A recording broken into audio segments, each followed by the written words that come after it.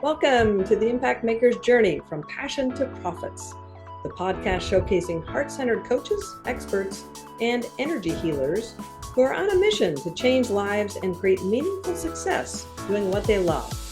I'm your host, Wendy Vaughn, business success coach and founder of Impact Maker Coaching. And I've got to be honest, the path from passion to profits is rarely easy, but it's always filled with growth, clarity, and surprising rewards. Now, each week I sit down with inspiring impact makers who have turned their knowledge and wisdom into thriving businesses that are making a meaningful difference for others. I will explore their personal and professional journeys, how they found their calling, and how they continue to stay aligned with their passion along the way. So if you're here to expand your vision about what's possible for yourself, you're in the right place. So join me as we discover the positive ripple effects created by today's guest. All right. Hi there. I have as my guest today, Stephanie Reissner.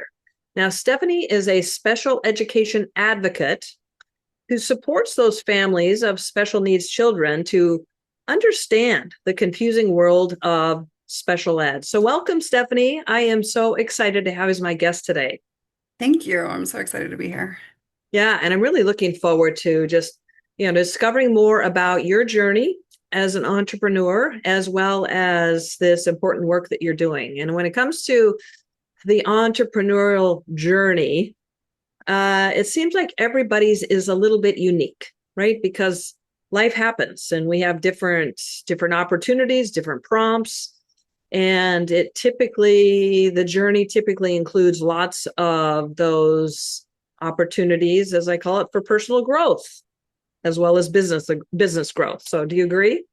Yeah, absolutely. My journey was certainly not linear. Yeah, most are more like a pinball, right? so Yeah, so that's let me, a good yeah, good analogy. you just kind of bounce around and in the rear view mirror, though, it's like, well, of course everything happened perfectly, but in the midst of it, it's like chaos sometimes. But so let me ask you this: do you feel like you are the same person now as you were when you started out as a coach, a mentor, an advocate? Oh my gosh, no. I mean, No. I think that the whole entrepreneur journey is just unique in and of itself. And if you haven't done it, I'm not sure, how to really explain it. But I mean, there's so much just Exactly. personal growth that goes into, owning your own business and doing your own thing and kind of bucking the trend of society. So, no, absolutely. I'm not the same person that I was when I started this journey. Yep, it takes that tenacity and that staying connected to that original purpose and mission that kind of sparked the interest. So, because you know, personal development, business development, they pretty much go hand in hand, and the journey from passion to profits is not easy. But the thing that seems to be the same for all of us is that vision that we have for making that meaningful difference for others, for creating that hopefully up level of ease, flow, success, happiness, all those things that maybe we went through the journey and now we're supporting others to shortcut a few of their steps. So curiously, how long have you been a special education advocate, Stephanie? Officially about 2 years. Okay. So my journey in entrepreneurship started very differently from special education advocate. I was still a special ed teacher, and you can't be an advocate and be employed by a school district. So be receiving money Ah, from a public school in any capacity, because it's a conflict of interest. I So you see. could be, Yes. advocating on the side of a school, even, subconsciously. So I actually started online, and my kind of first foray into making money online was selling LuLaRoe clothing. I don't know if you remember, like 10 years ago, their leggings were kind of all the rage. Yeah, of course. But I found them, and I was making peanuts as a special ed teacher, as teachers do. So, kind of as a side income. And then I did a lot of fundraisers with it too, which was amazing. I raised, tens of thousands of dollars in the couple of years I did it. Wow. Um, which, taught me how to have an online business. I took some courses while I was, still with Luro to learn how to use Twitter and learn how to use Instagram Right. and all of that. Oh, that's a You know, huge, plus because getting out there in the online space is a completely different reality than working within a school system. So, yeah, kudos to you on that. yeah. So, well, kudos. I've taken all the courses at this point and, done all the things. I've got, probably a million hours of courses just sitting in my Google Drive. But yeah, so I went from there to I had grown my Instagram like super quickly when Instagram started to become all the rage. So I was like, all right, let me transition out of LuLaRoe because I didn't need my house to be a clothing store anymore. And I was an Instagram coach for a little while. And in the back of my head, I was always like, I want to be an advocate. Like, this is what I want to do. I see what's happening in schools. In that time, I had gotten my doctorate. And the topic of my dissertation was about, parent perceptions around the IEP process and just kind of learning that information and how parents perceive that whole process really made me want to, be in a place where I could advocate for parents and for kids, most importantly, in a way that I couldn't necessarily do while I was still employed by a school district. So, kind of various incarnations. And then Yeah. finally I was like, you know what, I'm ready to go out on my own. Like I'm just gonna Okay. to do this thing and see what happens. So the inspiration was kind of just seeing through the different perspectives of more from the parents, the family's side.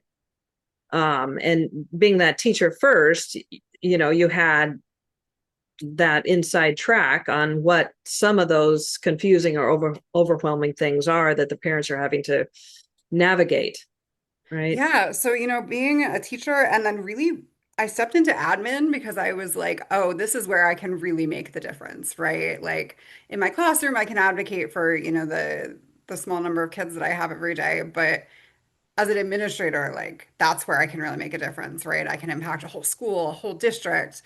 And what I found was I was actually more frustrated Mm, by the amount of, I used to call it like having to tout the party line in meetings and say things that I didn't actually believe because I mm, knew that my job was on the line or I didn't have the right. budget or, all of those things. And it Yeah. just like I just got to a point where I was like, I can't do this anymore. Like I can't sit in these meetings and not say what's in the best interest of the child and Mm, either say it and get my hand slapped or keep quiet and then not be able to sleep that night because I knew I right. wasn't doing what was best for the kid. No doubt it was taking its toll on you. So, yeah, well, that takes a lot of courage to step out of that, stable paycheck, environment where you have that, that place in the bigger scheme of things to just step out and be that change maker. So, yeah. So curiously, when you did venture out and become your own boss, right? Fully own your advocacy role, did you have a clear strategy for how we were going to build your business, or was it now I get to work with the parents and just reaching out and being that conduit for them? Yeah, so it started really on referrals. And I ran my business for a very long time on referrals because in special education, when, parents talk, Yep. they're in Oh yeah. playgroups together, they're in, special education Mm-hmm. councils. So, once I helped one family and then they shared their story with somebody else who shared it with somebody else. Yeah. Um, I've only kind of recently had to really get involved in the marketing side of things, Mm-hmm. which isn't, I'm much better at, speaking in an IEP meeting than I am advocating for my business. So that's been an interesting kind of Yeah, it is one turnaround. of those And things, the evolution, right? The personal growth. yeah, and So now, it was so much easier to just hold up leggings on a screen and be like, pay $25 for these leggings. now I know your specialty is working directly with these families who have children that are going through the special education program. So curiously, for these families, what's a common, say, misinformation or false belief that they have that keeps them stuck instead of maybe taking full advantage of, or they just feel like, oh well, things can't change, this is it. Yeah, I hear this a lot, and I actually just heard it on a consult call earlier today. The family is saying, well, the school should know best. Like I've always just trusted that the school would do what was best for my kid. Um, and whether it's a lack of funds, a lack of knowledge, a lack of a team working together, like for whatever reason, unfortunately, we're at a place right now where trusting the school is going to do the best that they can, without you advocating for your child isn't always the best route to take. Right. And again, that's not a slight to teachers and administrators who are going in and doing the best that they can every day. But the squeaky wheel gets the grease, as they say. Hmm. So, Right. So knowing just how to advocate for the, your child really kind of make sure that they're the ones that get the services. They're the ones whose services don't get cut, unfortunately, right. all So of those owning things. their voice, just being, Yeah. taking a stand for what they know and feel is something that is right for the child. Yeah, I love that. So what's going on typically for these parents when it comes to their experience within schools, and where they just finally say, you know what, it's enough. I'm drawing the line. I need to talk to Stephanie. Something's got to change. We need to fix this. Yeah, overwhelmed is the word that I hear frequently. People come to me and they're like, I'm overwhelmed. I don't know what else I can do. Things aren't changing. My child's reading level isn't improving. They're being Mm-hmm. sent home every other day for behaviors. There's a whole gamut of they're not, I don't feel like they're getting their services. There's no speech pathologist and the school isn't doing anything about it. It's a whole gamut of things, but it really comes down to I'm overwhelmed and I don't know what I can ask for. And those are Just a two things I feeling of hear. powerlessness too. Excuse me. Feeling powerless and overwhelmed. And I would imagine there's a certain protocol of like, okay, how do I create change? How do I go from the squeaky wheel to the something that the catalyst, right?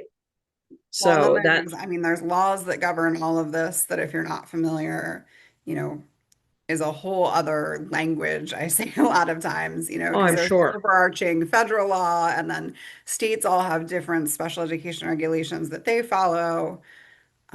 So, unless you've read the whole Individuals with Disabilities and Education Act and memorized And it, then, these parents are you're kind already of flying parents. blind. They're busy, Yeah. parents, especially when there maybe are several kids in their family and everybody's going different directions. And so to take time out to read all this stuff. So, yeah, well, can you share maybe a story with us in terms of a family that you have supported and become their advocate, and just how their life changed as a result of working with you? Yeah, so one of my favorite offers is I have a year-long mentorship. I call it the Advocate in Your Pocket. And Mm-hmm. basically, those clients have access to me all the time for the whole year. So every time a phone call comes from the school, every time an email comes, how do I respond to this? What do I say? How do I interpret these test results? Can you look at these progress notes with me? I didn't get something I was supposed to get. Kind of all of those things. Right. They have access via Messenger to get their questions answered, kind of right in the moment. So they're not ever guessing, like, is this the right way to respond to this email? Or should I go pick up my child from school for the 12th time this month? And I worked with a family who had a child who just had really extreme behaviors at school. They were being called all the time to pick him up. Um, the school didn't want to suspend him because that's what they do. But, it just got to a point where he was missing so much time in school. Mm-hmm. And we really worked hard together to get a one-to-one para who could, be with the child because what it actually came down to was the child wasn't understanding the academics. And he had just been labeled the bad kid for so long that nobody realized that was what was underneath was Mm-hmm. that he was embarrassed because he didn't know what was happening in class. So when we worked with the school, and it's not a quick solution, like everybody seems to think like I can just go in an IEP meeting and ask for something and it happens, or I can send an email and it happens. Advocacy is a process. Right. So over the course of really several months, we worked with his classroom teacher to collect data to show this other side of the story, because that's what you do with data, right? You tell the story behind it, because otherwise it's just numbers. So we Mm, got the really cooperative teacher who was great to collect data to tell the story that this child actually wasn't acting out because they had a behavior issue. It was actually the lack of academics. So we mm, were able to add in more academic support. We were able to add in a one-to-one who could help reteach things, who could take him aside when he was getting frustrated, take him for a walk, all of those things, because she got to know his tells, mhm, before he then blew up because, mhm. the teacher was asking him to read out loud and he didn't know how to read out loud and he didn't want his friends to know. Right. So, that's the kind of stuff that kind of happens all the time when you've got a class of 30 kids because you're one Sure. person and you can't figure it all out. But when you have me and my sole job in that moment is to look at all of these reports and look at all of this data and look at all of these evaluations and say, Yeah. hey, wait a minute.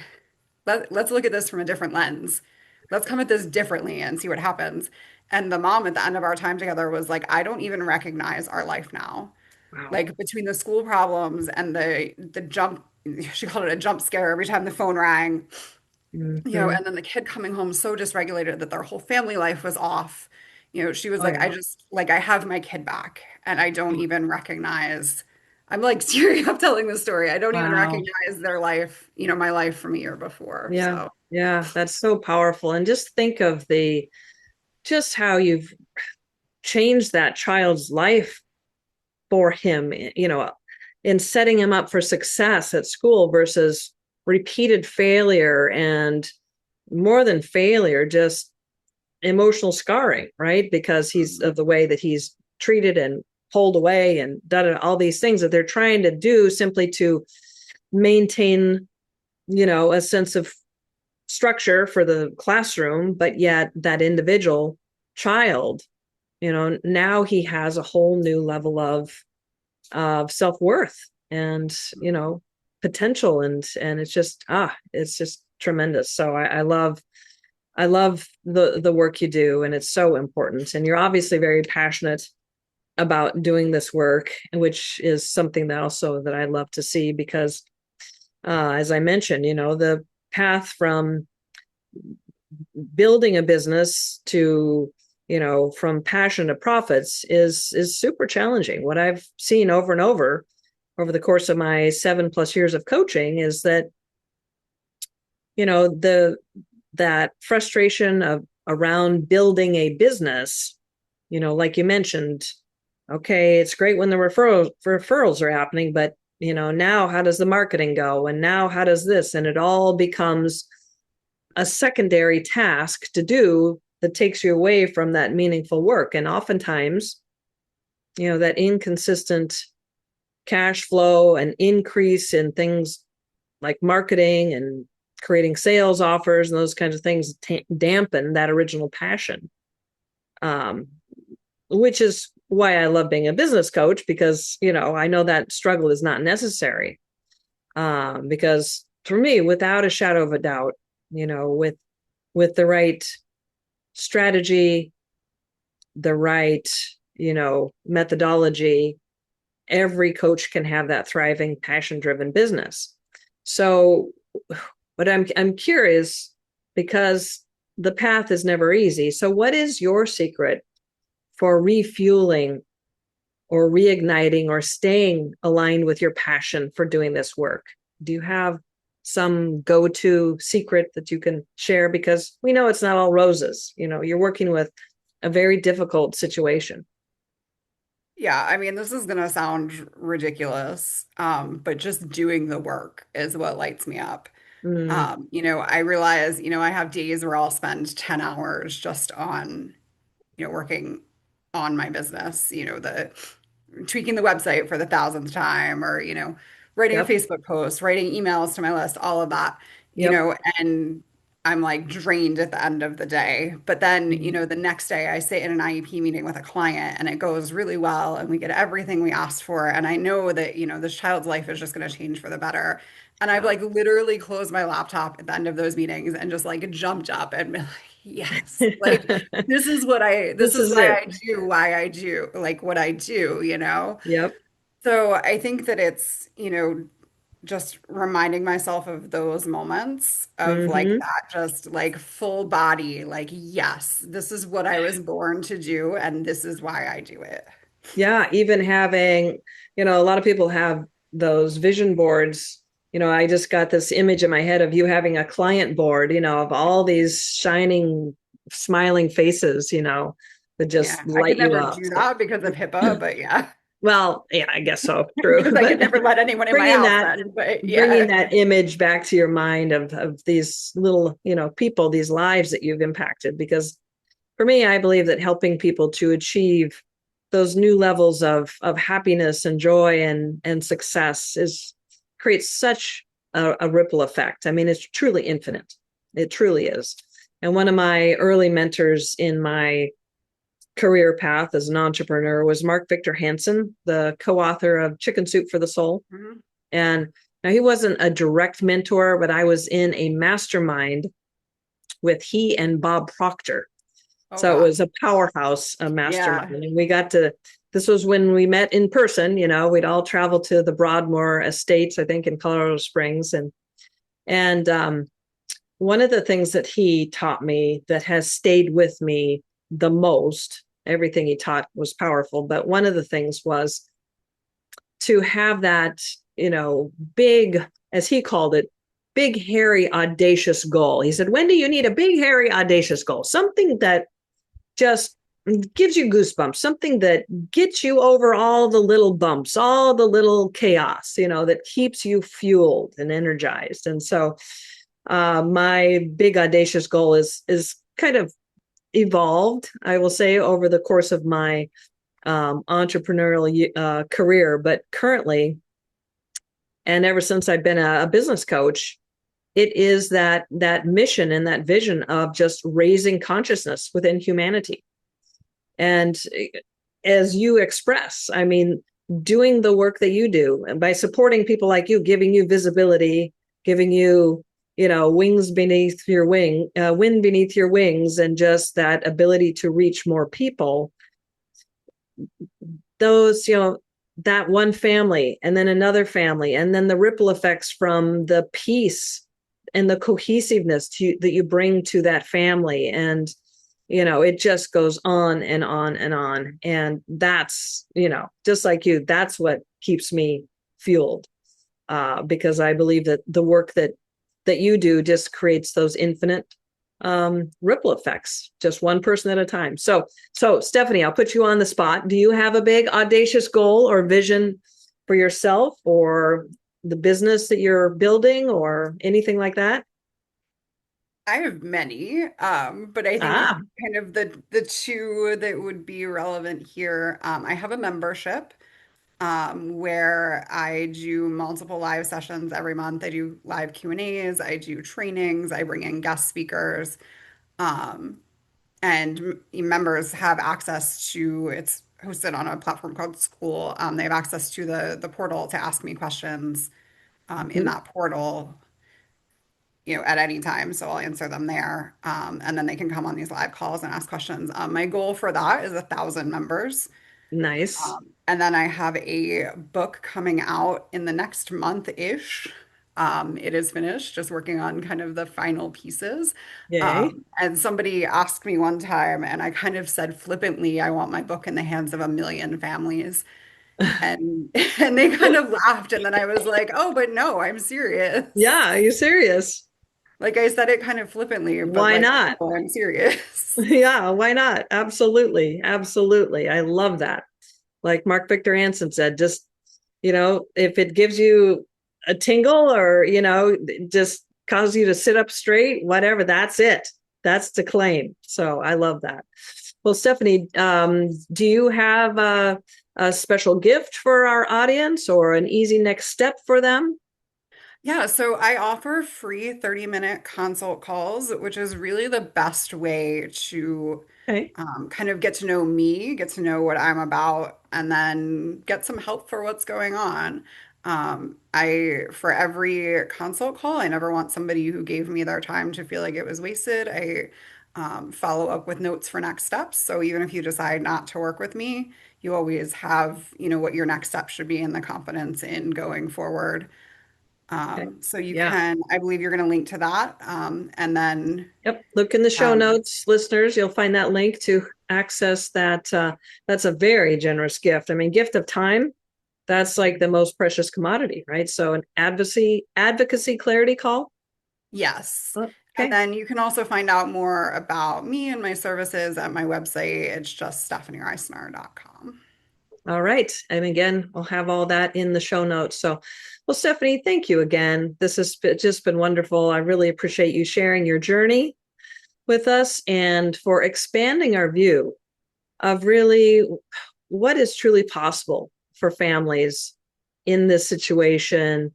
The special education system, the programs, they're designed with the good in mind, but there are limitations. And I just am so grateful for the work that you do and the ripple effects that you're creating. So thank you again. Really appreciate you being on the show and for the work you do. Yes, thank you so much.